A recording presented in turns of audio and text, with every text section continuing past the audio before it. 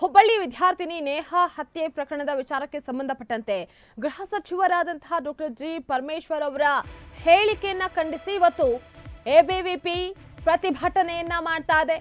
ABVP ಮಾಡ್ತಾ ಇರುವಂತಹ ಪ್ರತಿಭಟನೆಯ ಕಾವು ಮತ್ತಷ್ಟು ಹೆಚ್ಚಾಗಿರುವಂತಹದ್ದು. ನಿನ್ನೆಯೂ ಸಹ ಹುಬ್ಬಳ್ಳಿ ಸೇರಿದಂತೆ ಬೆಂಗಳೂರಿನಲ್ಲೂ ಎಬಿವಿಪಿ ಮುಖಂಡರು ಪ್ರತಿಭಟನೆಯನ್ನ ಮಾಡಿದ್ರು. ವಿದ್ಯಾರ್ಥಿಗಳು ಪರಮೇಶ್ವರ್ ಮನೆಗೆ ಮುತ್ತಿಗೆ ಹಾಕೋದಕ್ಕೆ ಇತ್ತ ಎಬಿವಿಪಿ ಸಜ್ಜಾಗಿದೆ.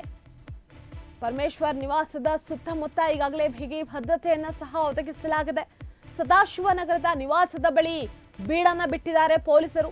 100ಕ್ಕೂ ಹೆಚ್ಚು ಪೊಲೀಸರಿಂದ ಮನೆ ಬಳಿ ಬಿಗಿ ಬಂದೋಬಸ್ತನ್ನ ಸಹ ಮಾಡಲಾಗಿದೆ.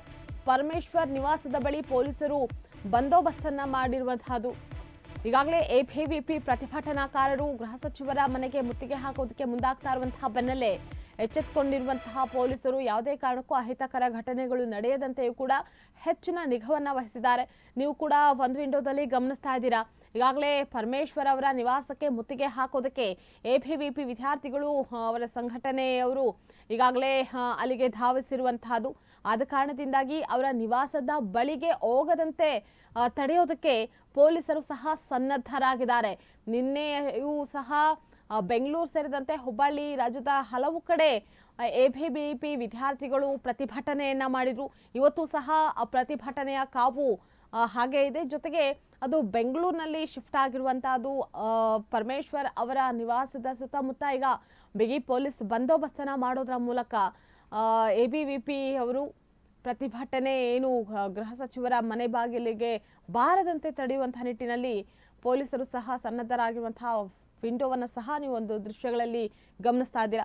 ಮತ್ತೊಂದೆಡೆ ಗೃಹ ಸಚಿವರ ಮನೆಗೆ ಮುತ್ತಿಗೆ ಹಾಕೋದಕ್ಕೆ ಬಂದಂತಹ ವಿದ್ಯಾರ್ಥಿಗಳನ್ನ ಪೊಲೀಸರು ತಮ್ಮ ವಶಕ್ಕೂ ಸಹ ಪಡೆದುಕೊಳ್ತಾ ಇರುವಂತಹ ದೃಶ್ಯಗಳನ್ನ ಸಹ ನೀವು ಮತ್ತೊಂದೆಡೆ ಗಮನಿಸ್ತಾ ಇರುವಂತಹದ್ದು. ಒಟ್ಟಿನಲ್ಲಿ ನೇಹಾ ಕೊಲೆಯನ್ನ ಖಂಡಿಸಿ ಈಗ ರಾಜ್ಯದಾದ್ಯಂತ ಎಬಿವಿಪಿ ಪ್ರತಿಭಟನೆಯನ್ನ ಮಾಡ್ತಾ ಇದೆ. ಇದಕ್ಕೆ ಹಿಂದೂ ಸಂಘಟನೆಗಳು ಸಹ ಸಾಥನ್ನ ಕೊಟ್ಟಿರುವಂತಹದ್ದು. ನಿನ್ನೆ ಪರಮೇಶ್ವರ್ ಅವರು ಸಹ ಹೇಳಿಕೆಯನ್ನ ಕೊಟ್ಟಿದ್ರು. ಏನು ಫಯಾಜ್ ಮತ್ತೆ ನೇಹಾಳ ನಡುವೆ ಪ್ರೀತಿ ಅಂಕುರವಿತ್ತು, ಆದ ಕಾರಣದಿಂದಾಗಿ ಆತನನ್ನ ಅವಾಯ್ಡ್ ಮಾಡ್ತಾ ಇದ್ಲು ಅನ್ನುವಂತಹ ಕಾರಣಕ್ಕಾಗಿ ಆತ ಆಕೆಯ ಮೇಲೆ ಚಾಕುವಿನಿಂದ ಹಿಡಿದಿದ್ದಾನೆ ಅಂತ ಹೇಳಿ ಸ್ಟೇಟ್ಮೆಂಟ್ ಅನ್ನ ಸಹ ಕೊಟ್ಟಿದ್ರು ಗೃಹ ಸಚಿವರಾದಂತಹ ಡಾಕ್ಟರ್ ಜಿ ಪರಮೇಶ್ವರ್ ಅವರು.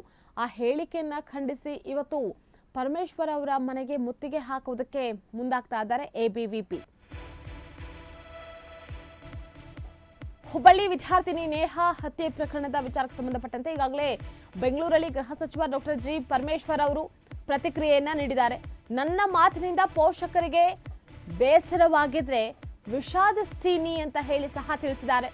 ನಿನ್ನೆ ನೀಡಿದಂತಹ ತಮ್ಮ ಹೇಳಿಕೆಗೆ ಸಚಿವ ಪರಮೇಶ್ವರ್ ಅವರು ವಿಷಾದವನ್ನ ವ್ಯಕ್ತಪಡಿಸಿದ್ದಾರೆ. ಆದ್ರೆ ಸತ್ಯವನ್ನ ಯಾವತ್ತೂ ಸಹ ಮುಚ್ಚಿಡೋದಕ್ಕಾಗೋದಿಲ್ಲ. ತನಿಖೆಯ ಬಳಿಕ ಎಲ್ಲ ವಿಷಯ ಹೊರಬರುತ್ತೆ ಅಂತ ಹೇಳಿ ಸಹ ತಿಳಿಸಿದ್ರು. ಎಬಿವಿಪಿಗೆ ಬೇರೆಯವರಿಗೆ ಸತ್ಯಾಂಶ ಗೊತ್ತಿಲ್ಲ, ಆದ ಕಾರಣದಿಂದಾಗಿ ಈ ರೀತಿ ಗಲಾಟೆ ಗದ್ದಲ ಧರಣಿಗಳನ್ನ ಮಾಡ್ತಾ ಇದ್ದಾರೆ. ನಮಗೆ ಬಂದಿರುವಂತಹ ವರದಿ ಪ್ರಕಾರ ನಾನು ಮಾತನಾಡಿದ್ದೀನಿ ಅಂತ ಹೇಳಿ ಗೃಹ ಸಚಿವರಾದಂತಹ ಡಾಕ್ಟರ್ ಜಿ ಪರಮೇಶ್ವರ್ ಅವರು ಹೇಳಿಕೆಯನ್ನ ಕೊಟ್ಟಿದ್ದಾರೆ. ತನಿಖೆಯ ಬಳಿಕ ಈಗ ತನಿಖೆ ನಡೀತಾ ಇದೆ. ತನಿಖೆಯ ಬಳಿಕ ಎಲ್ಲ ವಿಚಾರ ಸಹ ಹೊರಬರುತ್ತೆ ಅಂತ ಹೇಳಿ ಬೆಂಗಳೂರಲ್ಲಿ ಗೃಹ ಸಚಿವ ಡಾಕ್ಟರ್ ಜಿ ಪರಮೇಶ್ವರ್ ಅವರು ಹೇಳಿಕೆಯನ್ನ ಕೊಟ್ಟಿರುವಂತಹದ್ದು.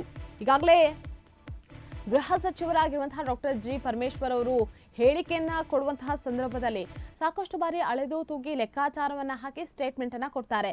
ಅವ್ರಿಗೇನು ಪೊಲೀಸ್ ಉನ್ನತ ಮೂಲಗಳಿಂದ ಮಾಹಿತಿಯನ್ನ ಸಹ ಕಲೆ ಹಾಕೋದ್ರ ಮೂಲಕ ಈಗಾಗಲೇ ನೇಹಾ ಕೊಲೆಗೆ ಏನು ಕಾರಣ, ಯಾವ ಕಾರಣಕ್ಕೆ ಕೊಲೆ ನಡೆದಿದೆ, ಜೊತೆಗೆ ನೇಹಾ ಮತ್ತೆ ಫಯಾಜ್ ನಡುವಿನ ಸಂಬಂಧ ಹೇಗಿತ್ತು, ಅವರಿಬ್ಬರ ನಡುವಿನ ಸಂಬಂಧವೇ ಇವತ್ತು ಕೊಲೆಗೆ ಕಾರಣವಾಯ್ತಾ, ಇದೆಲ್ಲದರ ಮಾಹಿತಿಯನ್ನ ಕೂಡ ಪಡೆದುಕೊಂಡ ಬಳಿಕವಷ್ಟೇ ನಾನು ಈ ಸ್ಟೇಟ್ಮೆಂಟ್ ಅನ್ನ ಕೊಟ್ಟಿದ್ದೀನಿ.